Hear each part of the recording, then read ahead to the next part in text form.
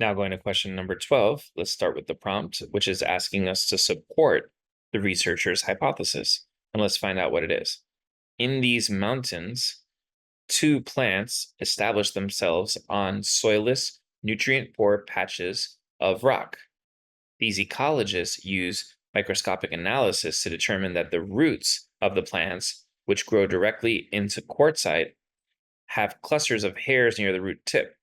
Further analysis indicated that these hairs secrete certain acids.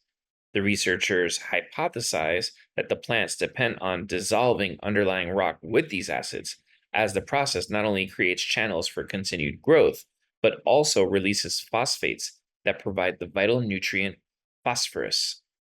So here we're finding out that the plants are breaking down the rock, and that's creating channels for their roots to grow, but it's also giving them a vital nutrient. So the first part is kind of obvious because plants generally will break into whatever area they need their roots to grow into. But the fact that they're also eating the rock itself is quite unusual. And that matches kind of the idea that these plants have to live on soilless, nutrient poor patches of rock.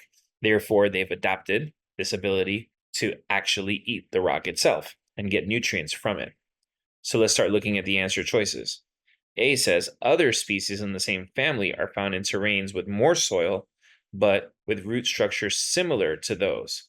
I don't really think we're worried about other species. We just heard something about this particular pair of species.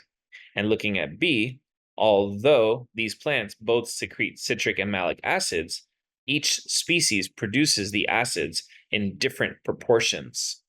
I don't really see anything in the passage that would make it matter that one produces, let's say, more acid than the other. So we can get rid of that one.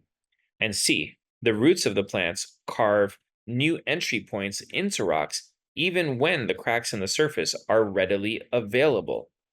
Well, this would actually make sense because they're not just looking for a path in the rocks, but they're actually digesting the rocks and getting nutrients. So that makes sense.